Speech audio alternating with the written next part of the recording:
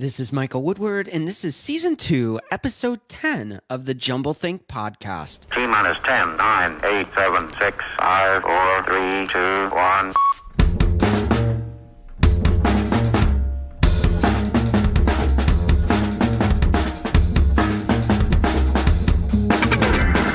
Welcome to the Jumble Think Podcast. We explore the ideas and dreams behind some of the leading entrepreneurs from around the world. Along the way, we will give you some tips and ideas of how you can chase your own big ideas and dreams and change the world around you. Our guest on today's episode is Chris Dayley. More about Chris in a moment. On Thursday's episode, our guest is Vincent Latempio. Here's a little bit about Vincent. My name is Vincent Latempio, and I'm a registered patent attorney, and I work in a law firm, Claus, Stenger, and Latempio, and I primarily work with startups and entrepreneurs, although I do work with, big corporate clients, and I help them protect their intellectual property. I also work with them trying to work on business plans and working on getting marketing, distribution, and manufacturing contacts.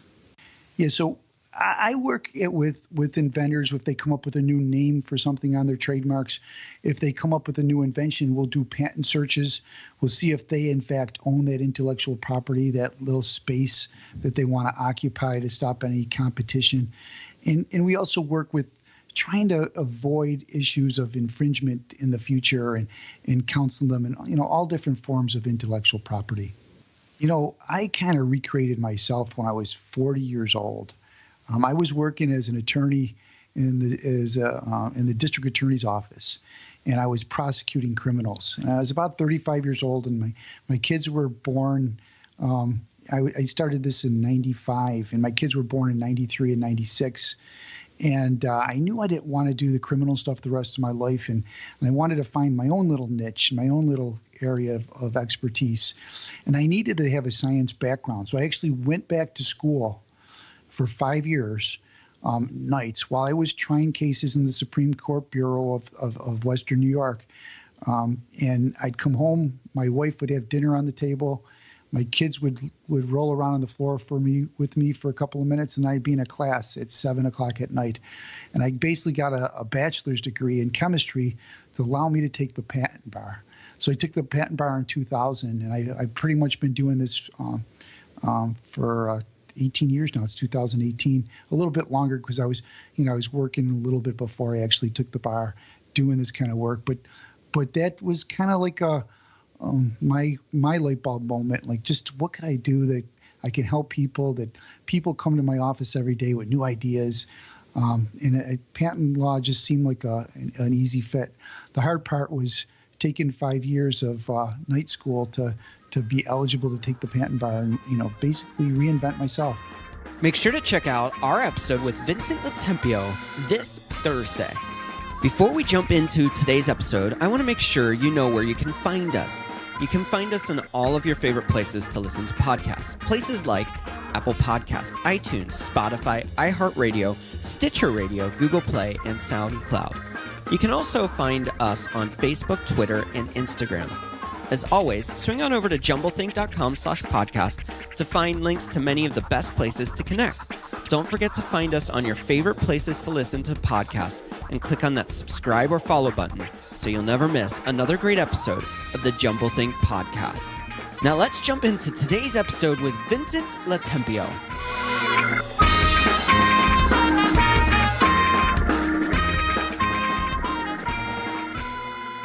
Hey there, welcome to the Jumble Think Podcast. My name is Michael Woodward, and I am your host. Super excited to have you along for today's episode with Chris Dayley.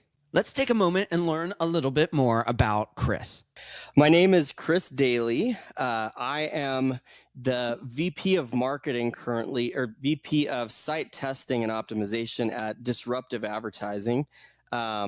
And we are a business that basically is disrupting the digital marketing space. We run paid ad campaigns for businesses to find qualified traffic. We send that traffic to websites, and then my particular area of expertise is converting that traffic. So once people are coming to your website, how do you make sure that they take action? How do you make sure they convert, buy your product, fill out a form, whatever it is? I didn't really know that this is what I wanted to do for a long time. Actually, I started going to school for business and marketing. And I had a vague idea that marketing was something I was interested in. So I started going to school. I started learning about marketing. And I actually got my first job, my first real job, through just a random series of events. I was at one of my distant relatives' houses and bumped into like a second or third cousin who I literally have not even seen since. And she mentioned this company that did digital marketing and that they were looking for sales representatives. So I thought, what the heck? I'm in school. I need money, so I'll go do sales. So I started selling digital marketing, specifically search engine optimization, which is not what I do now, but that was kind of my intro into the digital marketing world. And it was so interesting to me that people could influence the Google search results. You know, it's something that everybody uses every single day. And I had no clue that there were people behind the scenes influencing what sites I was seeing on Google. So I got really interested as I was selling this, and then applied for an internal job to do search engine optimization. So fast forward 3 or 4 years, I spent 3 or 4 years doing search engine optimization for a variety of different companies. And the whole goal of search engine optimization is to get people to your website. So I'm working for a company in-house, and we were crushing it in terms of search engine optimization. We were getting lots of traffic to our website from Google. And after about 9 months of this, we realized that most of this traffic that was coming to our site wasn't converting. And that's, of course, discouraging. Anybody who's ever had a website, you know that getting traffic to your site is not even half the battle. And if you get people to your site and they're not doing what you want them to do, buying your product, filling out a form, whatever, that's really discouraging. So I started trying to figure out, why are these people not converting? Why are they not taking action? And nobody could help me. No one could answer my questions. And so I, of course, turned to Google and did a little bit of research. And that's where I discovered the field that I'm in now, which is called conversion rate optimization. So one big thing that we really care about at Disruptive, and that I care about personally, is building meaningful relationships. One of the best experiences I've had since I started my business 4 or 5 years ago, I was actually flying home. I was on an airplane flying back from Arizona. I grew up in Arizona. I live in Utah now. And I actually went down for one of my high school reunions. And so flying back from Arizona, I'm sitting there on the plane. I'm sitting next to people that I didn't know. There's a woman, and she had a little like 3 or 4 year old. And I happened to have a kid that was the same age. So we ended up talking a little bit, and she mentioned that her husband, so I shared with her what I do, and she mentioned that her husband was doing some work with a nonprofit organization called Operation Underground Railroad. They are a group of basically ex-Navy SEALs and CIA operatives that go and rescue children that have been abducted for sex trafficking. So really, really serious stuff. And she said, I ought to introduce you to my husband. I said, that would be great. I would love to meet your husband. Really, I was interested in getting involved in the cause. And so when we get off the airplane, she introduced me to her husband. We exchanged numbers.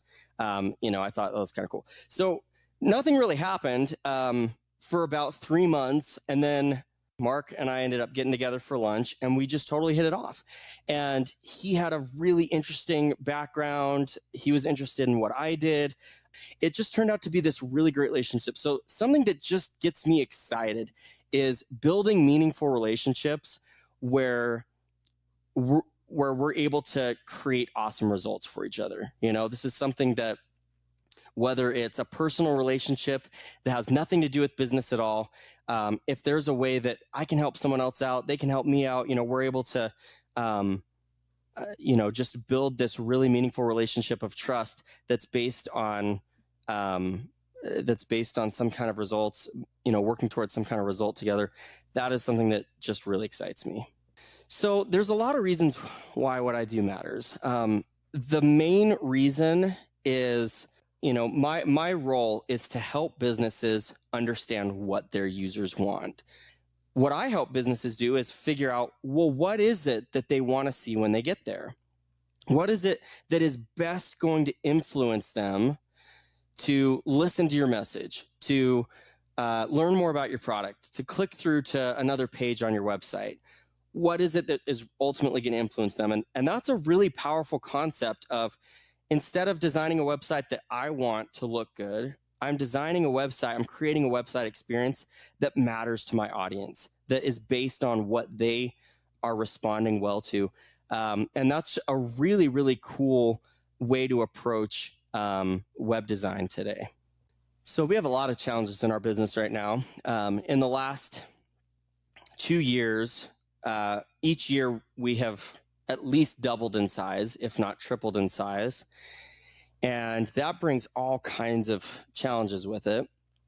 And so one of the things that we've really been struggling with consistently over the last couple of years is how to grow the business in a sustainable way. And when I say that, what I mean is how to hire at the right pace without overhiring and without underhiring.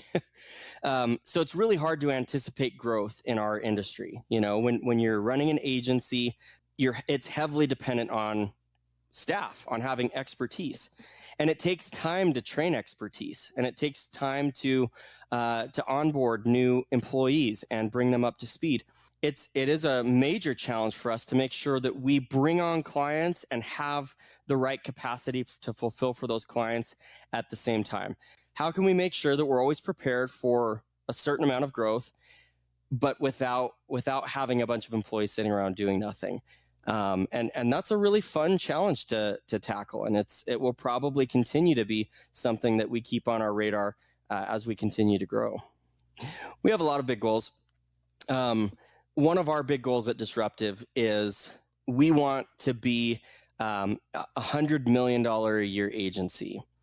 This is, a pretty big, audacious goal.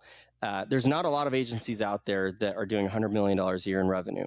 But for us, that would represent, we would have to increase the size of our company by 5, 6, maybe 7 times what we're at now in terms of employees and in terms of clients. And we want to do that fairly quickly in the next 3 years or so. And we feel like that's a pretty obtainable goal. So yeah, we have a lot of things that we're putting in place over the next few years. And we will be a $100 million agency.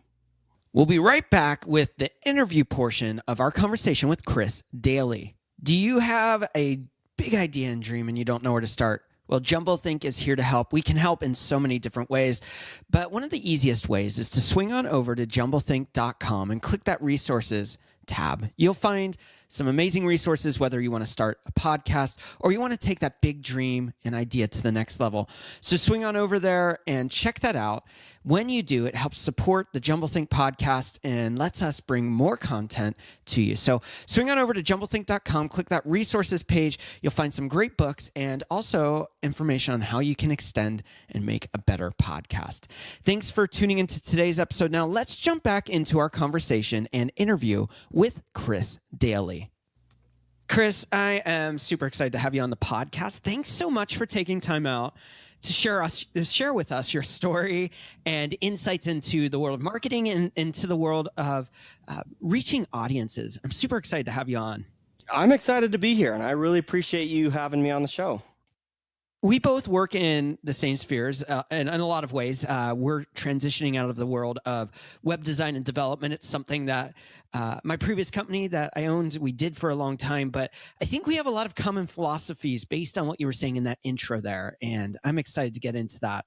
The first one that I thought was really, really powerful is talking about the design and functionality and how clients come into a website and building that project. They'll come in often and they'll be like, oh, I want my website to look like this, or I want my website to do this. And they're thinking of themselves and not their customer. I always say, I don't really care what you want as my customer. I care what your clients want, because if your clients are happy, you're happy. Tell us a little bit about your process of helping your customers really identify what's right for them instead of what they think is right for them, and move them past the superficial of, oh, I need a website, into a website that actually accomplishes the dreams and goals of those you're working with. Sure. And I'll tell you a story that kind of illustrates our process. That's great. So We had a client that came to us a little over a year ago, and they had just been through a massive website redesign. They'd spent hundreds of thousands of dollars redesigning their entire site. And when they launched this new site design, nothing happened. Meaning nothing really happened with revenue. Revenue didn't increase, it didn't decrease, which is good. But when you spend so much time and so much money doing a website redesign, you expect that it's going to have a positive impact on sales. And so when that didn't happen, this company came to us and said, "Hey, can you help us figure out why? What's going on? Like, do we just have the perfect website already, and we've already maximized our conversion rates, or what's going on here?" Yeah. And so as we started asking some questions about, well, okay, talk to us about this website redesign. What did you guys do? And okay, a lot of our customers are on sites like Pinterest and Instagram, and so we made our homepage. They sold products on their site. They had all kinds of different products, and so they said. Well, so we wanted to make our homepage look kind of like Instagram. So when you come there on a mobile phone, you can scroll and scroll and scroll. And we've got tons of different products, and people are going to love that, because if they don't see something they like, they can keep scrolling and find something else that they're going to like. And so they told us all these reasons why the site was awesome. Yeah. And so one of the first things that we did is we challenged that. We said, okay, that's great, and that might be the case that your customers want to just scroll and scroll and scroll and see tons of products. And we want to challenge that. So we want to run a test and figure out how many products should we show on the homepage, right? Seems like a very simple, natural question to ask. So we took their existing homepage, which had maybe 40 or 50 products listed on it. And we tested 8 different versions of their homepage. So with different numbers of products on it. So, we reduced numbers of products. We removed entire sections of products. We removed entire categories of products.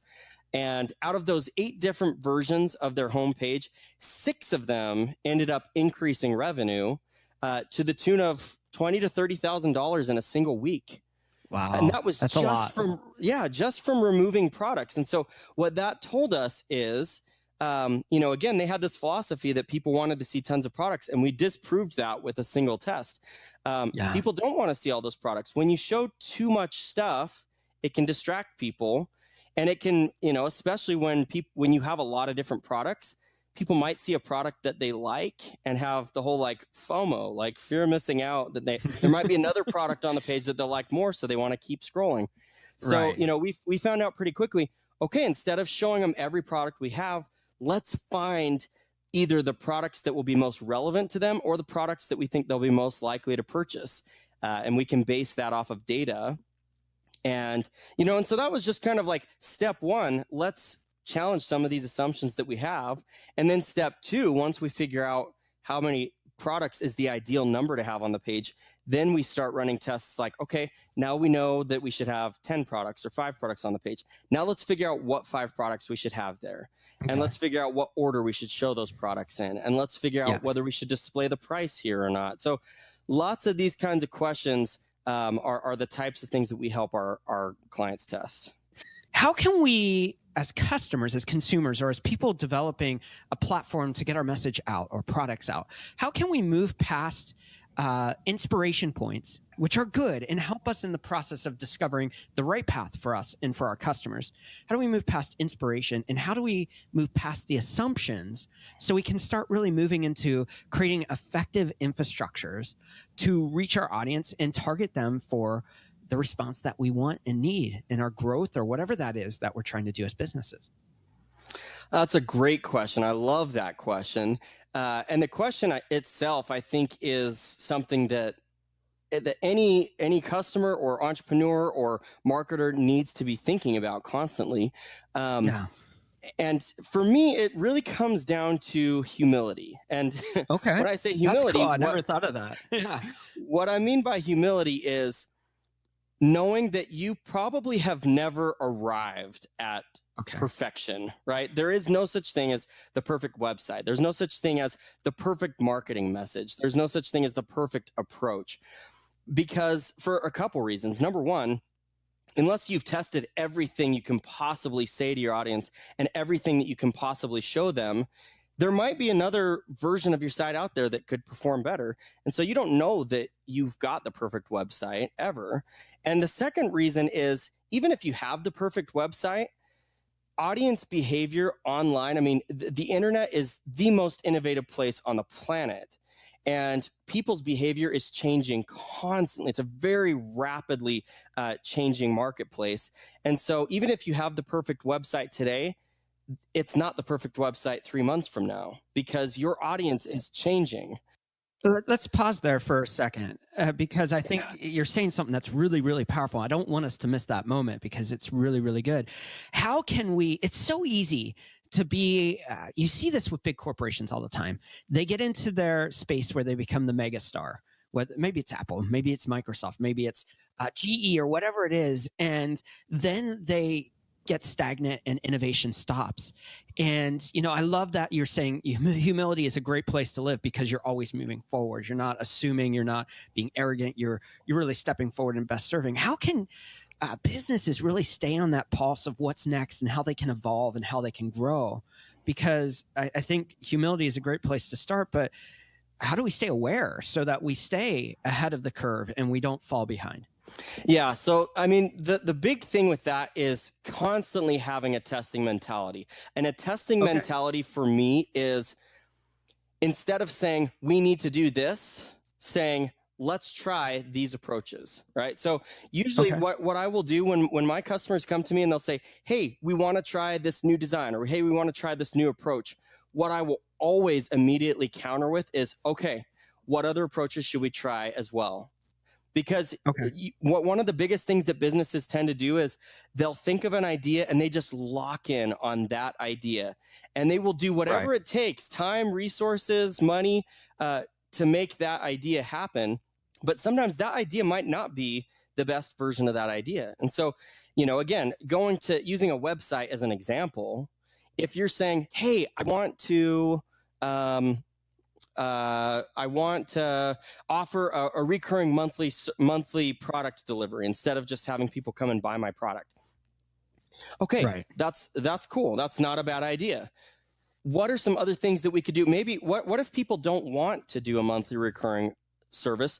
What else could we do to potentially find what our customers will respond best to? Or if it's okay, hey, we want to offer a recurring monthly product delivery. Let's think of 2 or 3 or 4 different ways that we could accomplish that goal, and then try all of them. Because what that does is it constantly reinforces like the proof of concept idea in a business, of before we invest all of our time and resources into an idea, let's prove it out. Let's test it out. Let's make sure that it's actually going to work. And then we can dive in and start going a million miles an hour. I think of Bespoke Post, which a lot of people might not be aware of what it is, but it's like that monthly service, and it's I think geared around men and cool stuff. I've gotten boxes before, and you get all kinds of cool things in them. But what was cool was, 2 years into their process, I think, all of a sudden you started seeing, oh, we've got our boxes, but if you like our boxes, here are some products that you might like. And they expanded that into a store, and all of a sudden they were upselling the subscription. The subscription's great, it's cool, but here's all this other stuff. And listening to what you're saying, that seems like a great example of being on the pulse of your customers' desires, where they go, I love the stuff you're sending me, I want more of it, and the boxes aren't filling all that needs. So now they have that expanded revenue place, they have that expanded client satisfaction place, and it just really helped them to expand their business in a massive way.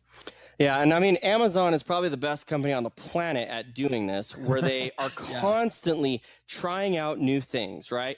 I mean, Amazon's starting a store where you can walk in and walk out without taking out your wallet. They're trying out drone deliveries for your house. They're trying. I mean, and the whole purpose behind this is they don't want to fall behind. And now all of their ideas aren't going to be good. And that's the thing that is great about Amazon, is they will try out ideas, and if people don't like it, then they don't try to force it on people.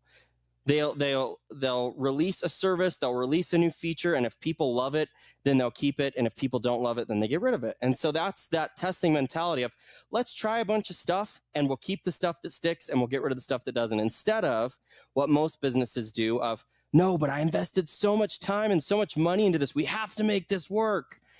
Yeah, I think of customers that we had where they're like, "Oh, we don't want to change to a new framework. We don't want to do this stuff because we invested hundreds of thousands of dollars into this." And we're like, "Yeah, it's 9 years old, and now you're paying thousands and thousands of dollars to maintain it when you can move to a new platform, offer your customers a better platform to work on, and all of a sudden you're moving forward instead of just trying to maintain the past."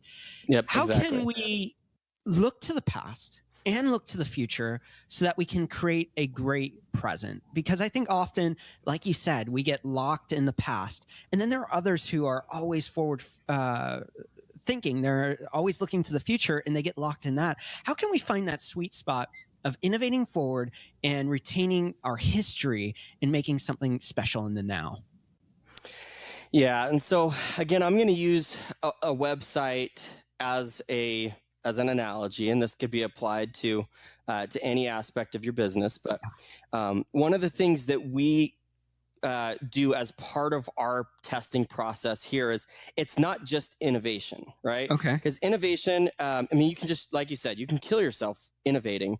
But when you're, like with a website, for example, if all you're doing is just trying new stuff on your site, you might be missing an opportunity to refine what you have currently. Okay. So we have a couple of different types of tests that we will run on a website. And again, these tests concepts apply to multiple areas of the business. So two of those types of tests we call exploit and explore. Right. So exploit tests are exploiting stuff that you have there that you know works. So if something is working well on your site, you've ran a test, you found that this form really works well, or we found that this product really converts well, well, then we're going to spend a ton of time just digging in. We know that this is working well. Let's dig in. Let's figure out how to make it work better. Let's continue refining what we've got. So those kind of exploit tests, I mean, this is kind of like what Apple is doing. This is all that they're doing anymore, right? They're just exploiting what they've already got. People love their iPhones. People love the products that they have. They work well. And so they're just iterating. A new version every 6 months, a new version every year.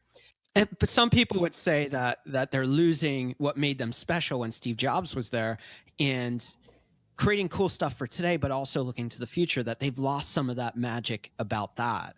Yep. And so that's where you also have to make sure that part of your strategy is explore. Okay. And so for me, it's definitely a balance, but I usually err in favor of like 60% of our strategy should be exploiting. Okay. Making stuff that is already working well work better. And then the other 40% or so is going to be exploring new features. Because again, and what we will usually do is if we start exploring, we start trying new stuff on a website or start trying new products or whatever it is, and it's not sticking, then we go, okay, it's not time to explore right now. Let's go back to exploit. Okay. But if you start exploring and you're finding a lot of traction with some of these innovative ideas or innovative concepts on a website, and that's sticking really well, then you might want to continue exploring that path. So that's where I think that the balance is figuring out what's the right timing for your audience, and making sure that you're adding in some element of exploring while you really focus on exploiting what you've already got. I love that. I think that's really, really good insight. And I love the explore philosophy. I love that exploit. Often in our past and in our future, in both the exploit and the explore, we have failures. And a lot of people just give up with failures. How can we learn from those failures to grow and fail forward, whether it's into a new product, whether it's knowing not to do something? How can we use that failure to our benefit instead of just looking at it as a negative?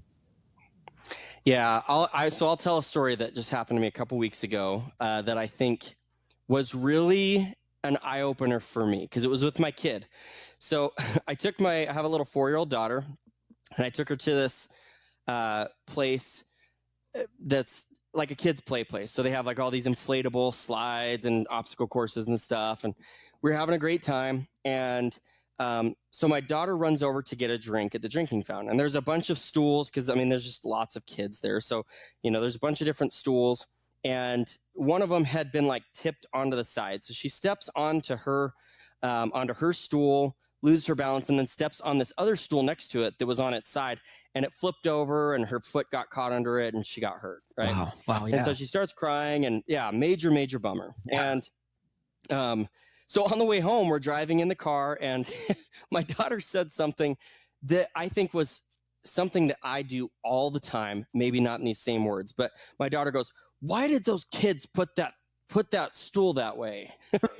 And I said, "What do you mean, sweetheart?" She said, "Why did those kids put that stool in that way so that I got hurt?" And so what she was basically saying is, it's those kids' fault that I got hurt. Right. So she starts blaming these other kids for her problems. So that's lesson number one for me. And this is something I do all the time, is do not blame other people for your circumstances. If you can, in any circumstance, in any business situation, if you can just take 100% ownership for what happened and let go of whatever was not in your control. So that's what I helped her do. I said, "Sweetheart, did those kids make you fall on that, on that stool?" And she goes, "No." And I said, "Yeah, they didn't know that you were going to step on that. It wasn't their fault that you stepped on it?" And she said, "Well, why did the stool, how come the stool wasn't, whatever?" And I'm like, "Is it the stool's fault you got hurt? No. And it's not your fault either. Like, you didn't take a good enough look at where you were stepping, and you made a mistake." Yeah. And so for me, and this is something that I've really been working on, and again, this is just an example, but something that I've really been working on is viewing mistakes or failures as a learning opportunity. So what can I do next time to make sure I don't fall on the stool? Okay, next time I'm going to look a little bit more carefully. I'm going to make sure that the stool is sturdy. I'm going to take a little step and make sure that it's not going to fall. And so that's something that I work on a lot. And I will get feedback from mentors of mine when I have made a mistake, when I have a failure, and I say, "Oh my gosh, like, this freaking sucks. What can I do?" And I'll brainstorm with people. Okay, what are some goals that I can set for myself? What are some boundaries that I can put in place for myself so that I don't make a stupid decision like this again? Some checks and balances, whatever. So that's, for me, learning from failure is about taking ownership for your choices. It's about not blaming the universe or your circumstances or other people for your failures, and then putting something in place so that you don't make the same mistake twice. I think that's really good. And I think it's a good pivot to being an entrepreneur is all about learning and growing and trying and failing and succeeding and innovating and seeing what others don't see. Tell us a little bit about the journey of entrepreneurship that you think gets overlooked often by those who might not be entrepreneurs or people who are looking in and saying, "I think this is the lifestyle I want." What are some of those things that they don't see, or some of the things that the entrepreneurial life, some of the realities that we miss?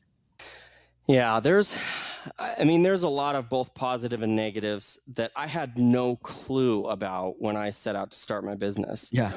And if you're an entrepreneur by nature, like you've started businesses before, you may be a little bit more well educated, but some of the things that I didn't know that I was getting into, one of them is it can be kind of a lonely place sometimes. Yeah. You're dealing with challenges that sometimes feel just like earth shattering. Like, I remember when I was running my business, when I first started, and I had just a couple of clients, and my biggest client was thinking about canceling. Yeah. And I felt so stressed about this because it's like, this is my livelihood. And, and I almost don't want to talk to my wife about it because she's going to stress and there's nothing she can do about it. And, and I don't, and sometimes it's really easy to get, to isolate. Yeah. And so one of the things that I, common advice that I will give to entrepreneurs is to make sure that you've got like a good support system in place for yourself. And that could be mentors, business coaches. It could just be, for a while I was going to networking groups that were focused on having vulnerable conversations and just sharing, guys, I'm struggling right now. Cause it's really easy when you're an entrepreneur to want everyone to just think that you're just killing it all the time. and you don't end up having a lot of vulnerable conversations because you'll show up at a networking group and go, "Oh yeah, I'm just growing like crazy and everything's great," and Yeah.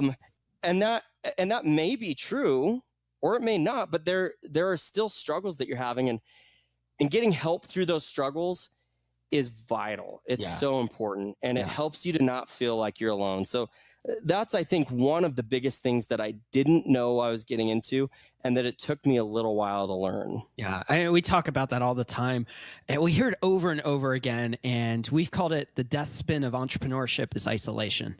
And that's the most dangerous place. And early on in the journey, it's easy to be alone in that journey, just like you said. And I can resonate with that. I'm sure others listening can resonate with that. But as we grow our business, we start creating a culture, both for our customers and for our team, our employees, our coworkers, whatever that looks like in your own entrepreneurial journey. Tell us a little bit about how you can build successful cultures and how culture is significant as being an entrepreneur. Yeah, culture is one of those like elusive terms, because it's like sometimes you don't know that you have it, and sometimes you think that you have it and you don't. And so one of the first things that I think is important that we do over here at Disruptive is we send out a survey every single month where we ask a variety of questions. Some of them are standard fixed response questions like, how would you rate, how do you feel like you have a clear path for growth? Do you feel, would you feel excited to work with yourself if you were a client? How do you feel about the company's leadership? Like these kinds of questions that are like, let's get a gauge overall of how people are feeling about things. And then we ask a lot of open-ended response questions to all of our employees. What is one thing that you'd like to see improved at the company? What's your favorite thing about working here? What's your least favorite thing about working here? What could the company leadership do to X, Y, and Z?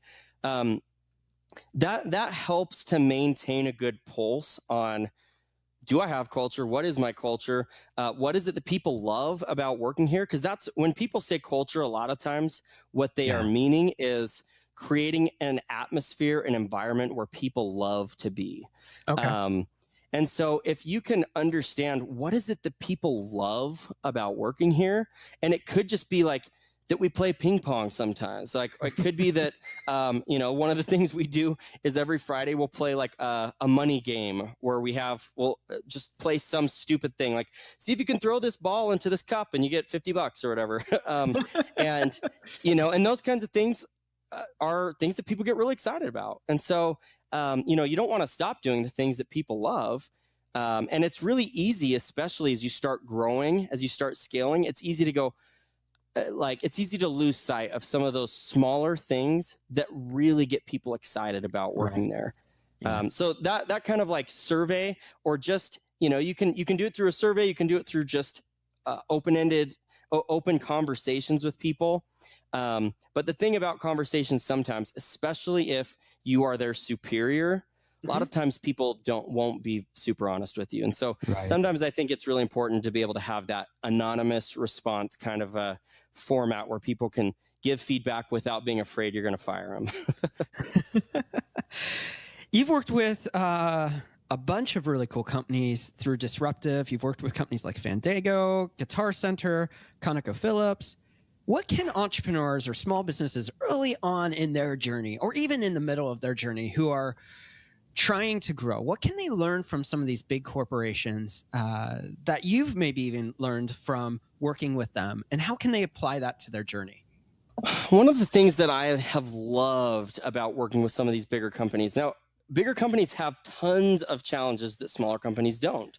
Right. A lot of times bigger companies are not willing to move very quickly. They put up a lot of red tape, and that can really stifle the innovation process. But one thing that I have loved about working with a lot of these companies is larger companies are typically less afraid to spend on an idea that will work. Okay. So a lot of times smaller companies, because you're smaller, because you have smaller budgets and you have smaller revenue, it can be really easy to get fear of like trying anything too drastic, fear of heading in a direction and going, okay, this is the direction that the data is showing that we should go. Let's do it. Let's put all of our resources, all of our funding into that. And surprisingly, that is something that I think a lot of these bigger companies are really good at, is if they see an idea, if they see some data that says we should do this, boom, they allocate resources to it and they go and they do it. And so that's something that, we've tried to do over here at Disruptive as we've grown. I mean, I mentioned that we've been through a lot of growth in the last couple of years. And one of the things that we've tried really hard to do is, to not just get locked into a budget. Yeah. Well, we've set aside this and this other great opportunity came along. Sorry, it's not in the budget. We'll sit down and we'll go, is this worth, sacrificing profit margin for? If it is, then let's do it. Like, if that means that we have a really low profit margin month, but we're investing in stuff that is going to be good for the business, we'll do it. Yeah. And frankly, that's that I think has been one of our best assets, is never being afraid to take a leap of faith if we feel like it'll be a good decision for the business. It's been a lot of fun having this conversation with you. There's going to be a lot of people listening who are just going, Disruptive sounds super cool. We're in that discovery phase of how we can better market our business, maybe build a new website, or how we can convert better. How can people find you? And you also have a really cool guide. Can you tell us about that? Yeah, so we created this guide. We have people all the time that are coming to us saying, hey, I want to know more about testing. I want to know more about, if I want to do it on my own, how can I get started? So we created an A/B testing starter guide that people can download for free. It's at disruptiveadvertising.com/guide. And if people would love to talk with Disruptive, there's a little box you can check that says, I'm interested in talking with Disruptive. If you don't want to talk with us, you just want the guide, then you can just don't check the box and we won't harass you. But, I'm of the opinion that the more people that test, the better it is for everyone. It's kind of the rising tide that lifts all ships. Like, I don't feel like, people sometimes will ask me, well, aren't you afraid that your clients are going to learn how to do this and then they're just going to go do it by themselves? And I say, no, absolutely not. Because, I don't have this scarcity mentality that there's like this fixed number of companies out there that need help.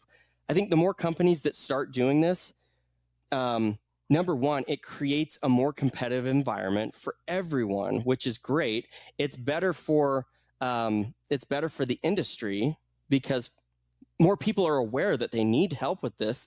And ultimately, I started my business, I started my agency because I was doing A/B testing in-house and we ran out of internal resources. We were running too many tests for our internal team to fulfill.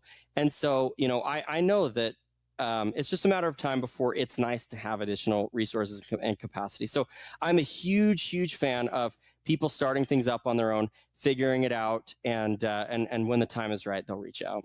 We'll be right back with our rapid fire questions. Jumblethink is more than just a podcast. We are a community of dreamers, makers, innovators, and influencers that want to change the world with our big ideas and dreams. We want you to connect with us, and there are several ways you can do it. You can find us on Facebook, Instagram, Twitter, and LinkedIn. Swing on over to jumblethink.com. You can find links to all of our social channels. Let's get connected. Let's have the conversation and make those big ideas and dreams a reality. Now let's return to today's episode and our rapid fire questions with Chris Dayley. We're back with Chris Dayley, the VP of Site Testing and Optimization for Disruptive Advertising. Chris, you ready for some rapid fire questions? I'm ready. Let's do it. Cool. Our first question is, what is one tip you would give someone with a big idea or dream and they don't know where to start? My tip that I would give to someone that doesn't really know where to start is go and talk with somebody who has been down the path before you. I'm a huge believer in mentoring and in business coaches, that kind of stuff. And so, if you have a company that you want to start, if you've got a product that you're thinking about releasing at your company, whatever your big ideas, and you don't know kind of the first steps to take, go and find someone who's been down the path before you and just talk through it. What is one change you would like to see in the world? Well, because I am a tester, one thing that I would love to see just in general is people, businesses especially, um, doing things in the best interest of their customers. And this kind of goes without saying, and you would think that this was something that every business would just do automatically. But instead of making decisions that are best for you, best for the business, making the decisions that will best benefit and help your customers out, I think that will just go a long way, both for the business and the customer. What do you want your legacy to be? This is something I've thought about a lot. This is actually why I ended up merging with disruptive advertising. I was trying to figure out for a long time, what am I trying to do? Am I just building like a lifestyle business and, I'll make decent money for the rest of my life? Am I trying to build a company? And if I am trying to build a company, why? And so for me, as I mentioned earlier in the interview, for me, it's all about building results-based relationships.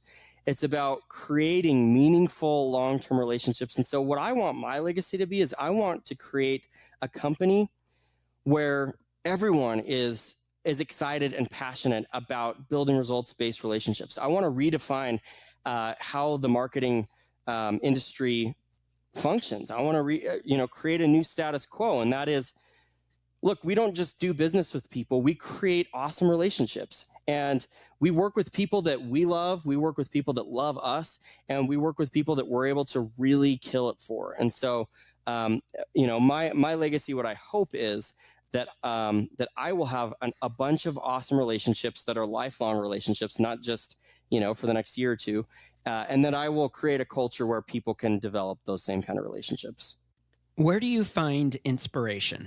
All kinds of places. I think for me, finding, thought leaders that are pushing and innovating in all kinds of areas that I might not be able to is really inspiring to me. Like I love listening to like the Tim Ferriss show, for example. Yeah, great because podcast. Because he's constantly pushing boundaries. He's diving into areas that I probably would never think to dive into. And so, one thing, for example, that came out of that podcast for me was the concept of meditation. He talks about this a lot. He interviews a lot of people that do meditation. And so that was something that was like, you know what? All these people are talking about it. It sounds really kooky to me. It sounds like I probably never try it, but he keeps talking about it. He won't shut up about meditation. So maybe I ought to go try it. And it's been something that's been massively beneficial to me personally and to me professionally. And so, for me, again, finding inspiration is about finding people that are pushing the limits and pushing the boundaries in areas that that are interesting to me, and then trying things out. Following their lead, trying things out, finding what works for me, finding what benefits my life. I absolutely love people like Tim Ferriss out there. What is one book you think every dreamer or entrepreneur should read, and why? There's a lot of great books. I read a lot, and so I've got a lot of book recommendations. But for the question that you asked, I would have to go with the 7 Habits of Highly Effective People. And the reason that I say that is the 7 Habits. It's not specifically about. Frankly, it's not even specifically about business. Right. It's just about creating habits of personal responsibility and accountability. It's about creating habits of being efficient and effective. And if you can really develop those kinds of habits, if you can become efficient, effective, if you can become a great communicator and someone that people feel comfortable communicating with, then no matter what your dream is, no matter what your vision is, you're going to be so much more prepared and well suited to accomplish that. What is one tool that is significant for the success of your business? I'll just go with a practical one here. I mean, Slack is a must-have. Okay. We use Slack all the time. I don't know how we would function without it. I would just have the most cluttered inbox ever. And so Slack's a great way for us to collaborate internally and to get quick communication back and forth around the office. So big fan of that. What is one habit you find helpful in your life as an entrepreneur? So a habit that I developed in the last year or two that has been majorly impactful for me is I call them daily affirmations. So there's lots of different terms for this, but for me, it is I created a vision of who I want to be. What kind of man do I want to be? What kind of entrepreneur do I want to be? What is my vision for who I want to be? And then I review that every single day. And I have them I have written them out in statements that are possessive. So I am this, I am a man who is honest. I am a man who is responsible, who follows through with his commitments, like whatever it is, whatever kind of statements you can connect with. That's been something that's really helped me to remind myself where my worth comes from, because it's very easy as an entrepreneur to attach your worth, your personal worth, to how your business does, or what your clients think about you, or what your employees think about you, or whatever. And anybody who's ever run a business with employees knows not everybody is always going to be happy with you. And I had many, many days where I would go home so discouraged because there was this employee that I love that's pissed off at me, or there's this client that I just lost that I thought was our best client ever, or whatever. And if you are attaching your worth to the fact that that client hates you, it's easy to go, I suck, I'm a failure. And so those affirmations for me are a good reminder that, look, I want to be this kind of, this kind of a person. And right. I want my clients to love me, but I know that not everybody's going to love me, and that's okay. How do you start and finish your day?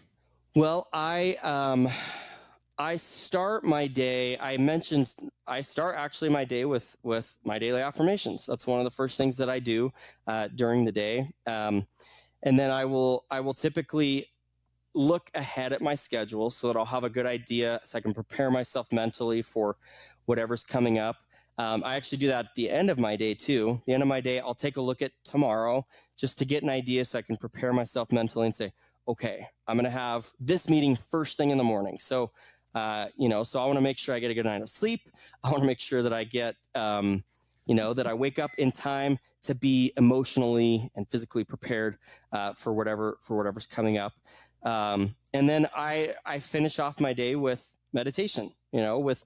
For me, meditation is helpful for me to kind of like, it's kind of like running the garbage disposal. It's like I can get everything out of my head that has been piling up over the day. Because, whether you're an entrepreneur or an employee, it's easy when you have a very busy day for things to just start piling up. Oh, I haven't followed through with this. I have to send this email. I need to contact this guy, whatever.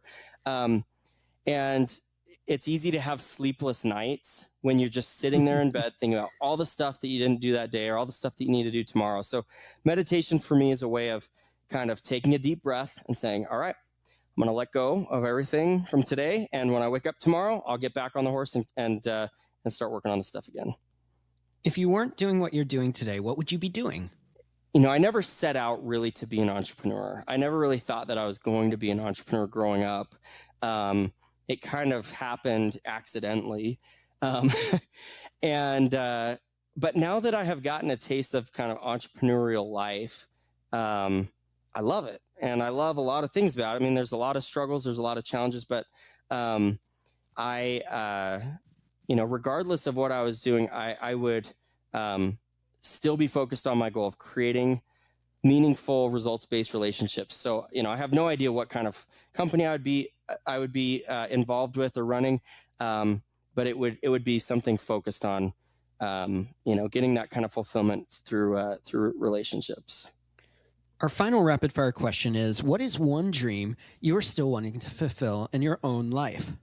Well, one dream for me, and this is a personal goal, a personal dream, but I want to raise children that grow up to be responsible adults.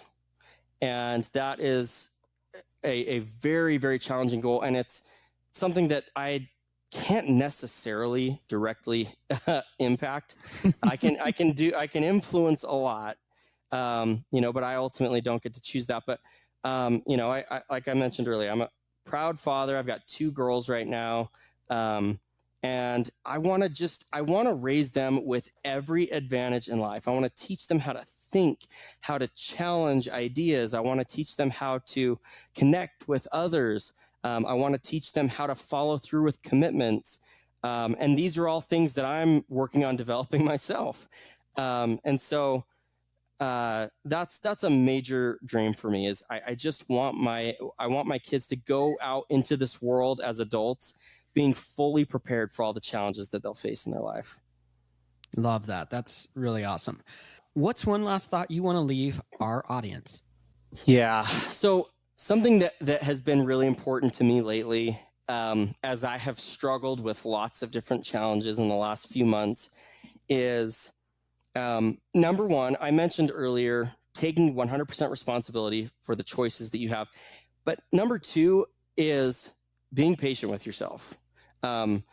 It's so easy as an entrepreneur to want to be at your next goal today, to want to, and if you don't reach your goal for this month, to get really discouraged.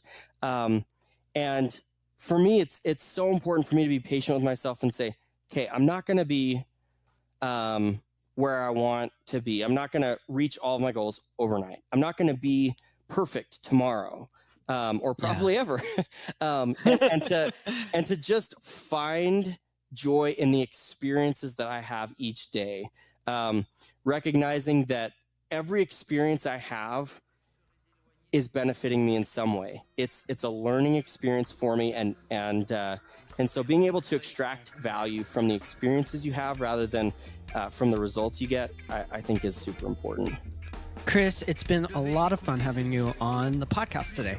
Thanks for taking time out to share your story and give us some amazing insights into the world of marketing, into the world of media, and into entrepreneurship as a whole. You bet. Thank you so much for having me on today. It's been an absolute pleasure. Once again, we want to thank today's guest, Chris Dayley, for taking time out to share his story. It's been a lot of fun, and I hope you've enjoyed this episode. On Thursday, our guest is Vince Latempio. It's a super fun episode, so I hope you swing back and check out our episode on Thursday. It has been so fun to have you along for today's episode, and we want to connect with you more. There are several ways you can do it, but the easiest way is to swing on over to jumblethink.com. That's jumblethink.com, and you can hit that contact button and drop us a note. I get every note. I love hearing your success stories, your struggles, and how we can help you, and also how the podcast is impacting you. You can also find links to places like iTunes, Stitcher Radio, Apple Podcasts, SoundCloud, and so many other great places you can listen to the podcast, along with links to all of our social channels. We look forward to hearing your stories and connecting with you as we are on this journey to create big ideas and dreams. Thanks again for tuning in. I want to encourage you, go out there, do something awesome today. It doesn't have to be big, but do something to move that big idea and dream one step closer to making it a reality. Thanks again for tuning in. Until next time, go out there and chase those dreams. Vous êtes une autre personne. Les mères de famille, les enfants, peuvent également prendre un moment revitalisant dans quelques mois, lorsque vous aurez bien saisi la technique et que vous serez maître de votre corps. Vous pourrez vous décontracter même en travaillant.